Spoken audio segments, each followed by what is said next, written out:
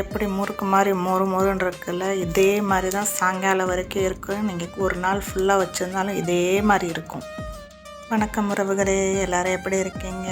I hope எல்லோரும் நல்லா இருக்கீங்கன்னு நினைக்கிறேன். இன்றைக்கி பாருங்கள், கண்ணை பறிக்கிற மாதிரி ஒரு சூப்பரான ஜூஸியான நல்ல மொறு மொறுன்னு இருக்கிற ஜிலேபி தான் பண்ண போகிறோம்.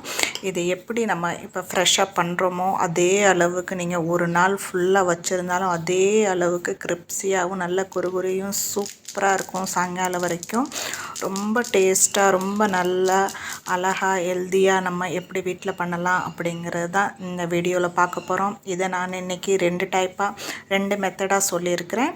நீங்கள் எது உங்களுக்கு கம்ஃபர்டபுளாக இருக்கோ அந்த மாதிரி நீங்கள் செய்யுங்க. ரெண்டுமே ரொம்ப ஈஸியாக எளிமையாக செஞ்சிடலாம். நம்ம 2 மெத்தடுலேயுமே ரொம்ப சூப்பரான ஈஸியான ரெசிபி தான். கண்டிப்பாக ஒருக்கா செஞ்சு பாருங்கள். அதுக்கு நான் 1 கப்பு நிறையா ஃபுல்லாக அப்படியே முட்டை இருக்குன்னு சொல்லுவாங்கள்ல, அந்த மாதிரி கோபுரம் மாதிரி 1 கப்பு மைதா எடுத்திருக்கேன். 1 கப்பு மைதாவுக்கு நீங்கள் உங்களுக்கு இஷ்டம் போல் ஃபுட் கலர் சேர்த்துக்கலாம், இல்லை கலர் சேர்க்காமலும் பண்ணலாம். நான் இன்றைக்கி ஃபுட் கலர் சேர்த்துருக்கேன், ஆரஞ்சு கலரு. நீங்கள் உங்களுக்கு பிடிச்சமான கலரில் செய்யலாம். 2 ஸ்பூனு நெய், 1/4 ஸ்பூனு சோடா இல்லாட்டி நீங்கள் ஈனோ சேர்த்துக்கலாம். ஃப்ரூட் சால்ட்டு 1 பேக்கெட் சேர்த்துக்கோங்க. சோடா போடாதாட்டி ஃப்ரூட் சால்ட் சேர்த்துக்கோங்க. அதுக்கப்புறம் நான் எந்த கப்பில் மைதா எடுத்தேனோ அதே கப்பில் 1 கப்பு தண்ணி ஊற்றுறேன். இது பர்ஃபெக்டான அளவு, கரெக்டான இதே அளவில் நீங்கள் பண்ணுங்கள். கரெக்டாக நல்ல மொறு மொறுன்னு சூப்பராக ஜிலேபி வரும். தண்ணி ஊற்றி கரைக்காமல் பகுதியாக ஊற்றி 2 தடவை தண்ணி ஊற்றி நான் கரைச்சிருக்கிறேன். 1 கப்பு தண்ணியை விட்டு நல்லா கட்டி இல்லாமல் இந்த மாதிரி நல்லா ஸ்மூத் பேஸ்ட்டாக நல்ல இட்லி மாவு கணக்காக ஒரு தோசை மாவு மாதிரி பதத்துக்கு கரைச்சிக்கோங்க. கரெக்டாக 1 கப்புக்கு 1 கப்பு தண்ணி கரெக்டாக இருக்கும். அது ஒரு சைடு இருக்கட்டும். இப்போ நம்ம ஜீரா பண்ணுவோம். ஜீராவுக்கும் அதே மாதிரி 1 கப்பு நிறைய நான் சீனி எடுத்திருக்கேன்.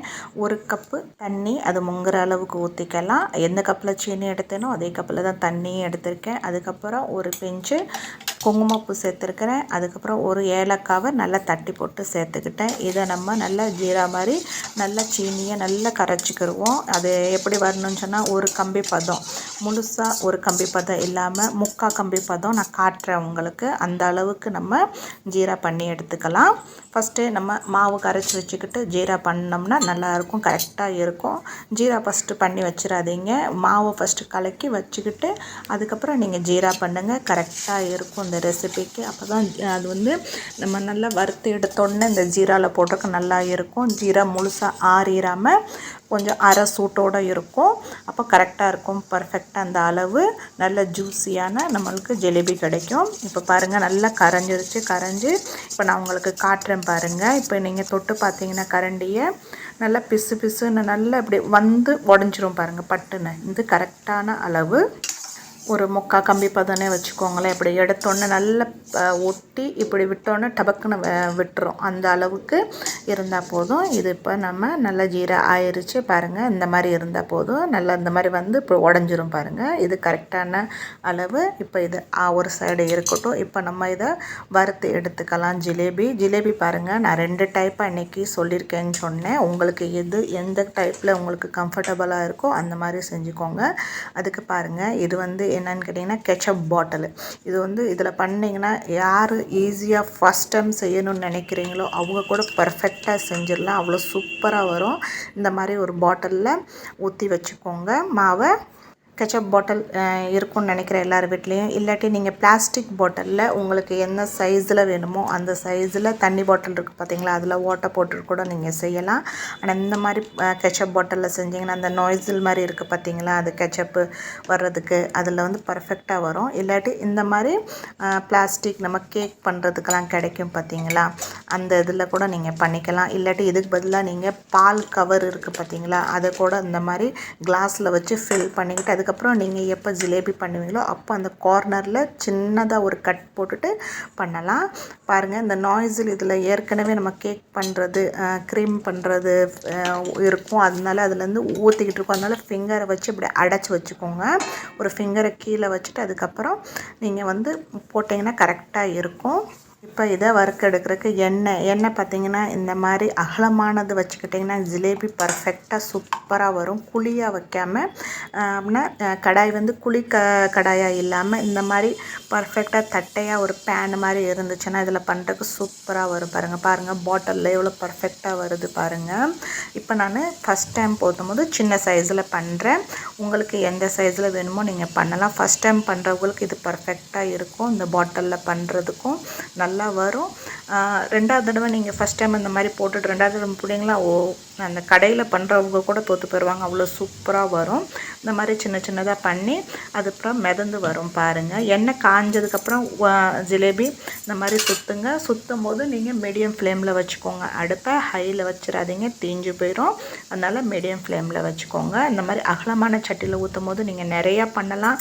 கொஞ்சமாக எண்ணெயில் நல்லா அழகாக வரும். ரவுண்ட் ஷேப்பாக பாருங்கள் எவ்வளோ சூப்பராக வந்திருக்குது. இது ஒன்று ஒன்றா நம்ம ஊற்றிட்டு இருக்கும்போதே ஒன்று ஒன்றா மிதந்து தனியாக வந்துடும். அப்போ நீங்கள் திருப்பி இந்த மாதிரி விடலாம்.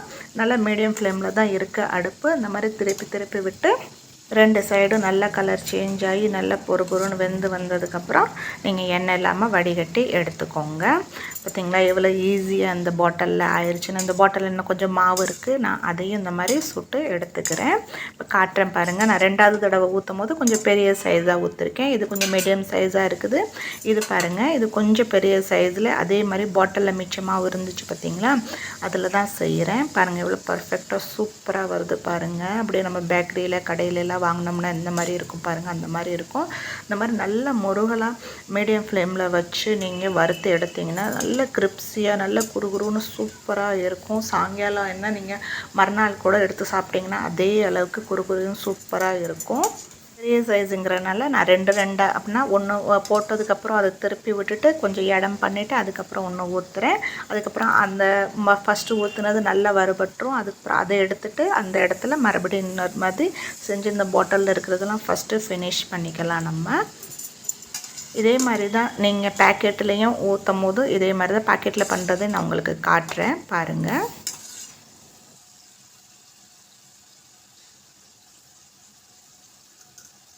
பாருங்கள் கேக்குக்கு டெக்கரேட் பண்ணுவோம் பார்த்திங்களா, அந்த நாய்ஸ் இல்லை. இது ரெடிமேடாக கிடைக்குது.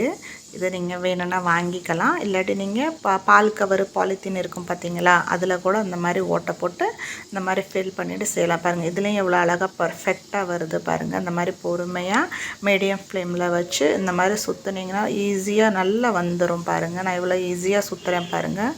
உங்களுக்கும் இதே மாதிரி அழகாக சூப்பராக வந்துடும். ஃபஸ்ட்டு போடும்போது கொஞ்சம் குட்டியாக போட்டுட்டு அதுக்கப்புறம் நீங்கள் கொஞ்சம் பெருசாக போட்டுக்கோங்க. ஃபஸ்ட்டு குட்டி போட்டிங்கன்னா அதுவும் அழகாக இருக்கும் பார்க்குறதுக்கு. எதுவும் ஃபெயில் ஆகாது, நல்லா அழகாக வரும். அதனால் ஃபஸ்ட்டு குட்டியாக போட்டுட்டு அதுக்கப்புறம் நீங்கள் கொஞ்சம் பெருசாக போடுங்க. பேக்கெட்டில் இருக்கிறது இதே மாதிரி நம்ம எல்லாத்தையும் சுட்டு எடுத்துக்கலாம். அவ்வளோதான் பாருங்கள். நல்லா மீடியம் ஃப்ளேமில் வச்சு பொறுமையாக வருங்க.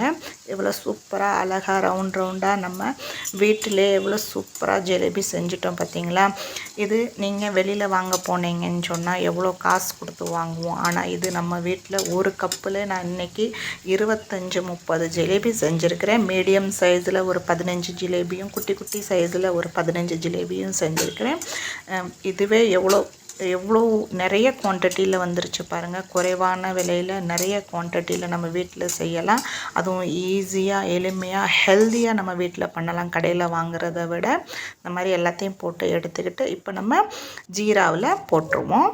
ஜீரா வந்து நம்மகிட்ட கொஞ்சம் ஆறி இருக்கும். ஆனால் ஜிலேபி வந்து நம்ம இப்போ தான் வறுத்து எடுத்த உடனேயே ஜிலேபி நீங்கள் ஜீராக்கில் போட்டிங்கன்னா அது சூப்பராக எல்லாத்தையும் நல்லா உறிஞ்சிரும். அந்த ஜீராவில் நல்லா உறிஞ்சி நல்லா சூப்பராக ஜூஸியாக வந்துடும் பாருங்கள். இது நல்ல மொறுன்னு அதே அளவுக்கு ஜூஸியாக சூப்பராகவும் இருக்கும். நல்லா உறிஞ்சிரும் பாருங்கள். இந்த மாதிரி நல்லா டிப் பண்ணுங்கள். இந்த மாதிரி நல்லா முக்கி சைடில் எடுத்து வச்சுக்கிட்டு ஒரு 5 நிமிஷத்துக்கு இந்த மாதிரி ஒரு 2 நிமிஷம் போட்டு 2 நிமிஷம் நல்லா அதை முக்கி இந்த மாதிரி எடுத்து சைடில் ஜாஸ்தி இருந்துச்சுன்னா இன்னும் நான் நிறையா செஞ்சுருக்கிறேன். அதனால ஃபஸ்ட்டு ரவுண்டில் இதை போட்டு இந்த மாதிரி முக்கி ஒரு நிமிஷத்தில் இந்த மாதிரி நல்லா திருப்பி விடுங்க. ஒரு நிமிஷத்தில் நல்லா திருப்பி ஒரு 5 நிமிஷம் இந்த மாதிரி சூடாக இருக்கிற ஜிலேபியை ஜீராக்கில் போட்டு இந்த மாதிரி எடுத்து எக்ஸஸாக இருக்கிறதெல்லாம் நம்ம இந்த மாதிரி வடிகட்டியில் எடுத்துடலாம்.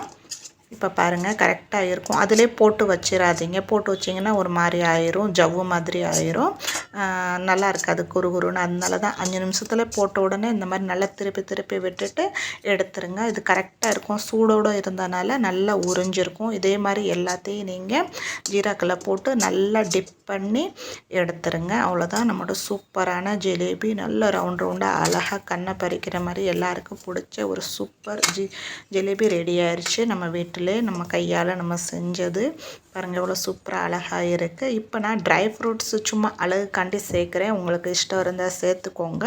இது வெறும் ஆப்ஷனல் தான். முந்திரி, பிஸ்தா, பாதாம் 3ஐயும் நான் நல்லா பொடியாக நறுக்கி வச்சுக்கிட்டு இந்த மாதிரி மேலால் தூவிக்கிட்டேன். இது ஒன்லி ஆப்ஷனல், அழகுக்காண்டி தான். நீங்கள் வேணும்னா சேர்த்துக்கோங்க, இல்லாட்டி ஸ்கிப் பண்ணிக்கலாம். அவ்வளோதான், நம்மளோட சூப்பரான ஜிலேபி ரெடி ஆயிடுச்சு. ஐ ஹோப் உங்களுக்கு இந்த ரெசிபி இந்த வீடியோ பிடிச்சிருக்குன்னு நினைக்கிறேன். பிடிச்சிருந்தா வீடியோவுக்கு லைக் பண்ணுங்கள்.